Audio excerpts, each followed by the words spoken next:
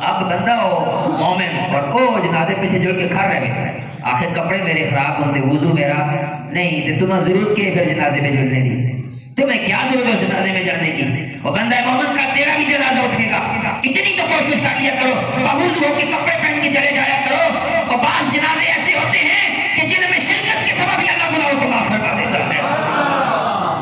حضرت امام جلال الدین سیوطی نے لکھا ہے حضرت رابعہ بصریہ رضی اللہ تعالیٰ عنہا آپ اللہ کی بڑی برگزیدہ بندی تھی جب دنیا سے جانے لگی نا وہ آپ کے دور میں کفن چور تھا کیا تھا کفن چور وہ کفن چوری کیا کرتا تھا آپ نے اسے بلایا اس نے کہا یہ کفن کے پیسے لے لے حضرت رابعہ بصری نے کہا لیکن مہربانی کرنا میرا کفن نہیں اتارنا میرا کفن نہیں اتارنا اس نے اپنی عادتوں سے مجبور تھا رابعہ بصری کا جنازہ پڑھا جنازہ پڑھنے کے بعد لوگ دفنا کے چلے گئے رات اندھیرا چھایا وہ اپنی عادت سے مجبور قبر کے پاس چلا گیا قبر کی کھدائی کی جیسے ہی کفن پہ ہاتھ ڈالنے لگا نا حضرت رابعہ بصری نے ہاتھ پکڑ لیا ہاتھ پکڑ کر کہا اس نے کہا ایک جلدی جلدی کا لباس اتار رہا ہے بندہ کا حیران ہو کے کہنے لگا آپ تو اللہ کی ولیاں ہیں آپ تو جلدی ہو گئی میں کیسے جلدی ہو گیا فرمایا تو نے میرا جنازہ پڑھا ہے اللہ نے تیری بھی بخشش فرما دی ہے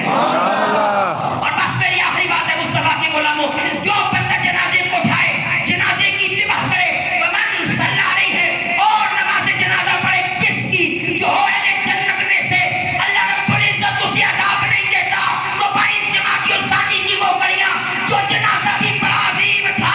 جس جنازے کو اٹھانے والے وہ تھے جن کے لیے رب کہتا ہے رضی اللہ عنہم ورضوا عنہ اور جس کے اٹھانے والے ہی وہ ہوں جن سے رب راضی رب ان سے راضی اور پھر قربان کیوں نہ جاؤ اس جنازے پہ نبی کی یار کی عظمتوں پہ قربان کیوں نہ جاؤ جس کا جنازہ پڑھنے والے بھی وہ ہے جن سے رب راضی ہے اور اس سے بڑھ کر یہ کہ روزہ انور سے آواز آتی ہے ادخل الحبیب اہل الحبیب وہ یار کے ساتھ ملا قربان جاؤ جناب سیدنا صدیق اکبر کی عظمتوں پہ آپ کی شانوں پہ قربان جاؤ آپ کی ہستی تو وہ ہستی ہے کہ جن کے لیے روزہ انور سے آواز آتی ہے آپ نے فرمایا جب مجھے کفن دے دو نا جنازہ پڑھ لو دروازے رسول پہ لے جانا دروازے رسول پہ لے جانا اور جا کے رسول اللہ کو سلام کرنا اگر سرکار کی بارگاہ میں سلام کرنے کے بعد عرض کرنا یستاذن ابو بکر سونے ابو بکر صاحب میزار بننے کی اجازت چاہتا ہے حضرت ابو بکر صدیق فرماتے ہیں اگر دروازہ کھل جائے اور سرکار کی طرف سے صدا آ جائے تو پھر مہربانی کرنا مجھے وہاں دفن کر دینا وگرنہ جنت البقیع میں جا کے دفنا دینا جب یار کا جنازہ دربار مصطفیٰ میں جا کے رکھا گیا عرض کی گئی سونیا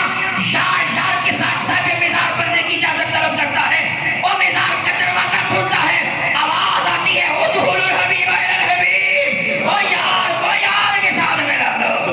بس میری اشار پہ گفتگو ختم کرتا ہوں کہ ہم ابو بکر کو ہم راز نبی مانتے ہیں ہم ابو بکر کو ہم راز نبی مانتے ہیں وہ ایسے ہی مانتے ہیں جیسے علی مانتے ہیں علی کیسے مانتے ہیں طبقات الکبریٰ کی آخری حدیث پاک حضور میں حضرت مولا علی فرماتے ہیں لما قبض النبی صلی اللہ علیہ وسلم جب سرکار کا ظاہری طور پہ وصال ہو گیا حضور وصال فرما گئے وَنَظَرْنَا فِي أَمْرِنَا ہم نے اپنے معاملے کے اندر غور و فکر کیا کہ ہم کس کو آگے کریں